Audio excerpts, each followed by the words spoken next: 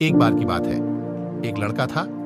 उसका नाम सबल था, जो नगर में रहता था। वह अपने जीवन से बहुत निराश था। उनकी निराशा का कारण यह था कि वह अब तक अपने जीवन में कुछ नहीं कर रहा था। उसके माता पिता उसे ताने मारते थे कि आपके सभी मित्र कुछ न कुछ कर रहे हैं, लेकिन आप अभी भी घर बैठे हैं। दोस्तों के बीच भी अक्सर उनका मजाक उड़ाया जाता था। वह कहीं जाता तो लोग उससे पूछते कि आप क्या कर रहे हैं।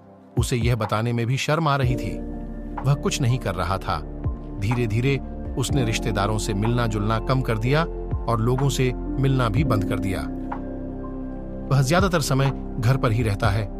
वह अकेला रोता है और भगवान को कोसता है और अपनी किस्मत को दोष देता है।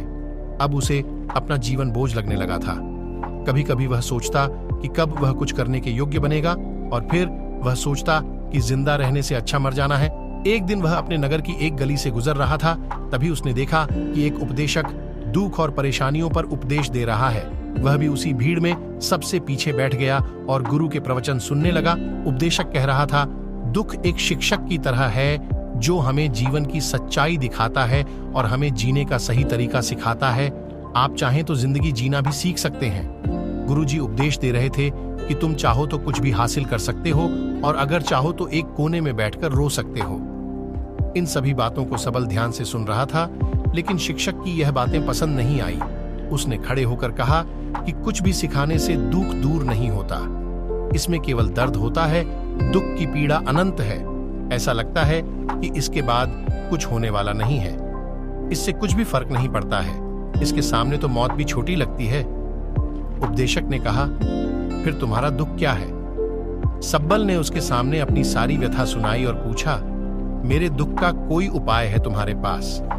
ये सुनकर शिक्षक मुस्कुराए और बोले, तुम उस दिन मेरे पास आओ जब आपके जीवन में वास्तविक दर्द हो। मैं आपकी समस्या का समाधान अवश्य करूंगा। यह कहकर गुरु वहां से चला गया। सबल ने सोचा, कहीं मेरा दुख नकली तो नहीं है? क्या मैं जिस दर्द से गुजर रहा हूं वह नकली है? मेरा दुख कोई नहीं समझ सकता। जब माँ बाप नहीं समझते तो गुरु क्या समझेगा? उनके दुखों से व्यथित होकर सबल ने एक फैसला लिया कि अब वह कुछ करेगा। सबल ने एक छोटा व्यवसाय शुरू किया, पर उसे सफलता नहीं मिल रही थी। लेकिन उसके घर वाले पूछते हैं कि क्या वह कुछ कोशिश कर रहा है? वह अपने व्यवसाय में लगा रहा और धीरे धीरे उन्हें सफलता मिलने लगी।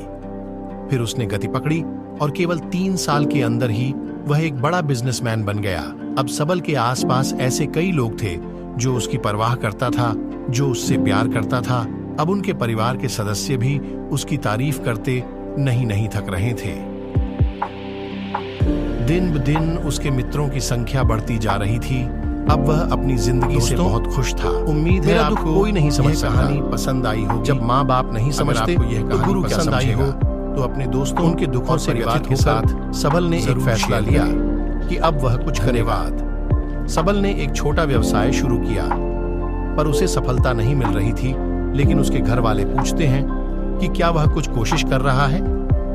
वह अपने व्यवसाय में लगा रहा और धीरे धीरे उन्हें सफलता मिलने लगी। फिर उसने गति पकड़ी और केवल 3 साल के अंदर ही वह एक बड़ा बिजनेसमैन बन गया। अब सबल के आसपास ऐसे कई लोग थे जो उसकी परवाह करता था, जो उससे प्यार करता था। अब उनके परिवार के सदस्य भी उसकी तारीफ करते नहीं थक रहे थे। दिन दिन उसके मित्रों की संख्या बढ़ती जा रही थी। अब वह अपनी जिंदगी से बहुत खुश था। उनके कुछ दोस्तों ने उन्हें सलाह दी कि जब आप एक बड़ा बिजनेसमैन बनकर बहुत खुश हैं, तो सोचिए आपको कितनी खुशी होगी अगर आप इस शहर और इस राज्य के सबसे बड़े बिजनेसमैन बन जाते हैं। कितने लोग आपसे जुड़ना चाहेंगे, आपकी कितनी बड़ी ख्याति होगी, और स्वयं राजा भी आपसे दोस्ती करना चाहेंगे और जरूरत पड़ने पर ही आपसे पैसे उधार लेंगे। दोस्तों की यह बात सबल के मन में घर कर गई। अब वह और पैसे कमाने की कोशिश करने लगा, लेकिन उसे यह सब बहुत ही जल्दी चाहिए था। वह समय बर्बाद नहीं करना चाहता था। उनका अधिकांश समय इन चीजों को प्राप्त करने में गलाने लगा। इसलिए वह ऐसे काम करने लगा जो सही नहीं था। उसने बड़ा उधार लेना शुरू कर दिया। उसके दोस्तों से पैसे की मात्रा और अधिक मुनाफा कमाने के लालच में वह अपने माल में मिलावट करने लगा। उसने अन्य व्यापारियों के खिलाफ भी साजिश रची और उन्हें डराया, धमकाया, जैसा उसके दोस्त कहते थे वैसा ही करता था। वह इन तरीकों से ज्यादा पैसा कमा रहा था, पर अब उसके जीवन में पहले जैसा चैन न था। उनके मन की शांति गायब हो गई थी और वह रात को सो नहीं पाता था। वह हंगामे में रहता था। वह सब कुछ पाकर भी उन्हें किसी चीज में सुख नहीं मिल रहा था। एक दिन सबल अपनी गाड़ी में कहीं जा रहा था। तभी रास्ते में उन्हें उपदेशक का आश्रम दिखाई दिया। वह रुका और गुरु के पास जाकर बोला, संत, आपने मुझे मेरे पास आने के लिए कहा था जब मेरे जीवन में सच्चा दुख आता है। अब मैं बहुत दुखी हूँ कि मेरी नींद हराम हो गई है। मुझे कहीं भी शांति नहीं मिल रही है। इस प्रकार सबल ने अपनी सारी समस्याएं गुरु को बता दी। गुरु ने कहा, जब तुम पहली बार मुझसे मिलने आए थे तब भी तुम किसी दुख में थे। आपने उस दर्द से क्या सीखा? सबल ने कहा कि सिर्फ सोचने और चिंता करने से कुछ नहीं होता। आपकी दृष्टि को सच करने के लिए यह कार्रवाई करता है, और सिर्फ काम करने से कुछ नहीं होता, परिणाम भी मिलना चाहिए। जब आपको लगता है कि आपका लक्ष्य हासिल नहीं होने वाला, तब राह में चाहे कितनी भी मुश्किलें आ जाएं, मन कितना भी निराश क्यों ना हो, कितना भी लगता हो कि अब कुछ नहीं होने वाला है, तभी विश्वास करें, मैं जो भी कर रहा हूं उसमें अवश्य सफल होऊंगा। लोग केवल सफल लोगों का सम्मान करते हैं।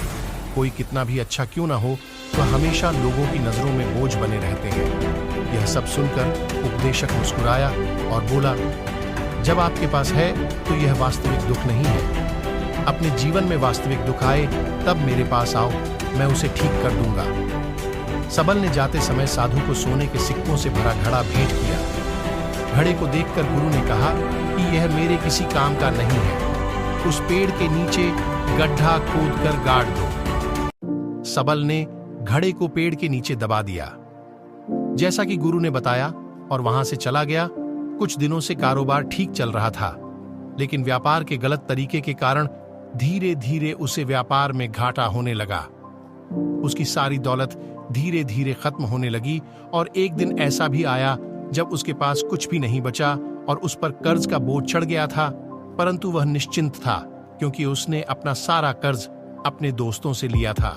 उसने सोचा कि उसके दोस्त बुरे वक्त में उनके साथ खड़े रहेंगे, लेकिन ऐसा कुछ नहीं हुआ। जैसे ही बुरा वक्त आया, दोस्त पहले उससे कर्ज मांगने लगे। अगर उसने कर्ज नहीं लौटाया, उन्होंने उसे जान से मारने की धमकी भी दी। उनके सभी शुभचिंतक और प्रियजन उससे दूर हो गए। उसके दोस्त जो उसके साथ मस्ती किया करते थे, अब उससे दूर भाग रहे थे। उसका परिवार उसकी गलतियां और कमियां गिनने लगा। उनकी सारी संपत्ति नीलाम कर दी गई और उसके पास कुछ भी न बचा। जब उसने अपने पिता से मदद मांगी, पिता ने कहा कि मेरे पास थोड़ी सी संपत्ति है, मैं तुम्हारी मां को क्या कहूंगा अगर मैं तुम्हें दे दूं। यह संपत्ति हमारा अंतिम उपाय है। सबल के मन में गहरा दुख छा गया। उसके आसपास कोई नहीं था। दोस्तों, उम्मीद है आपको यह कहानी पसंद आई होगी। अगर आपको यह कहानी पसंद आई हो तो अपने दोस्तों और परिवार के साथ जरूर शेयर करें। धन्यवाद।